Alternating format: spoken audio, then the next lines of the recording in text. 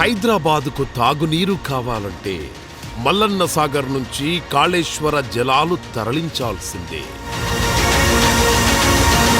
హైదరాబాద్ మూసీ సుందరీకరణకు మల్లన్న సాగర్ నుంచి కాళేశ్వరం నీళ్లు తేవాల్సిందే.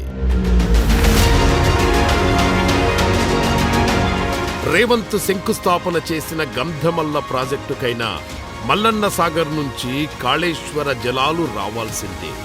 ఆ మల్లన్న సాగర్ కూడా మన కాళేశ్వరంలో అంతర్భాగమే. ఎవడెన్ని కుట్రలు చేసినా, ఎవడెన్ని కూతలు కూసినా తెలంగాణ ప్రాణధార, జీవాధార కాళేశ్వరమే. ప్రతి తెలంగాణ రైతు నోట ఒకే మాట, ఇది కేసీఆర్ కట్టిన కాళేశ్వరం, ఇది నా కాళేశ్వరం.